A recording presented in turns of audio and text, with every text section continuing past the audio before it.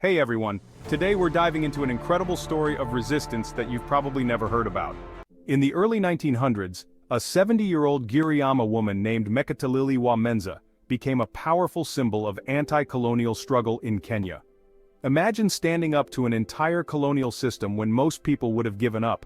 That's exactly what MEKATILILI did.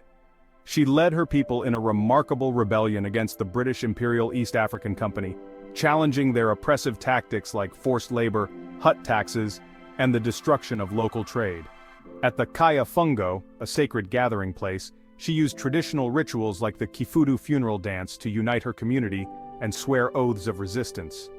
Her most famous moment came in 1913, when Giriama leaders symbolically challenged a British colonizer using a powerful metaphor with a mother hen and her chicks, basically telling the colonizers, "Touch our children, and you'll get pecked." This wasn't just a protest, it was a profound act of cultural preservation and defiance that showed how indigenous communities fought to protect their sovereignty. MEKATILILI's story is a testament to the incredible resilience of African communities in the face of colonial oppression. The Giriama, an indigenous community nestled in the coastal regions of Kenya, found themselves caught in the merciless grip of British colonial expansion during the late 19th and early 20th centuries. Under the oppressive administration of the Imperial British East African Company, they experienced a systematic dismantling of their economic autonomy and traditional way of life. The colonial authorities implemented punitive hut taxes that placed enormous financial strain on the community, while simultaneously imposing strict controls over their primary economic activities, including the lucrative palm wine and ivory trades. These economic pressures were not merely financial mechanisms, but calculated strategies designed to break the spirit of resistance and force the Giriama into a position of complete subservience to colonial interests. The Ibia's tactics were ruthless, targeting the very economic foundations that had sustained the Giriama people for generations, effectively transforming a once thriving community into economic vassals within their own ancestral lands.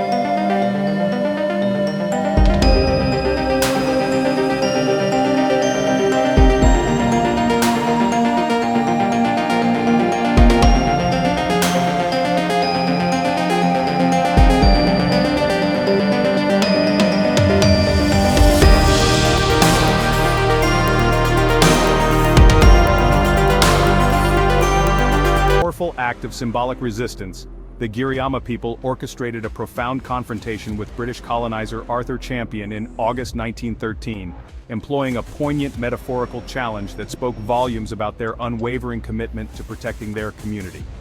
During a tense meeting, Giriama leaders strategically brought a hen with her chicks daring Champion to separate a chick from its mother, a moment that became a visceral demonstration of their determination to prevent colonial powers from forcibly recruiting their youth for World War I. When Champion attempted to approach the chick, the protective mother hen pecked at his hand, symbolically representing the Giriama's fierce resistance and their resolve to defend their children and cultural integrity against imperial intrusion. This provocative act was more than a mere theatrical gesture. It was a profound statement of collective resistance, complementing their broader strategies of defiance, such as refusing to pay the oppressive hut tax and rejecting any collaboration with the colonial administration, thereby maintaining their grassroots sovereignty and cultural autonomy in the face of systematic colonial violence. The British colonial authorities responded to the Giriama's defiant resistance with unrestrained violence, unleashing a brutal campaign of retribution against the community. The Imperial British East African Company delegation launched a ruthless assault, indiscriminately opening fire on the Giriama people, killing numerous individuals and systematically destroying their homes in a clear attempt to crush their spirit of rebellion. In a deliberate act of intimidation, the colonial forces arrested two key resistance leaders, MEKATILILI WAMENZA and Wanje wa Mwadorikola, seeking to decapitate the leadership of the anti-colonial movement. This violent suppression was designed to break the will of the Giriama people and ensure compliance with colonial demands, demonstrating the brutal methods employed by imperial powers to maintain control over indigenous populations. The Giriama people's resistance to British colonial oppression was deeply rooted in their spiritual traditions, transforming cultural practices into powerful acts of defiance. The Kifudu funeral dance emerged as more than a mere ritual, becoming a profound mechanism of collective solidarity and spiritual rebellion. By invoking ancestral spirits and performing sacred ceremonies at the Kaya Fungo, community leaders like MEKATILILI strategically mobilized traditional cultural practices to reject colonial intrusion. These gatherings were not simply mourning rites but revolutionary moments where community members swore oaths of resistance, using their cultural heritage as a shield against external domination. The sacred dance served a dual purpose, honoring ancestral spirits while simultaneously fortifying the community's resolve to protect their land, autonomy, and way of life against the invasive British colonial apparatus. Through these spiritual practices, the Giriama transformed their cultural traditions into a sophisticated form of anti-colonial struggle, demonstrating that resistance could be waged through rhythm, ritual, and collective spiritual connection.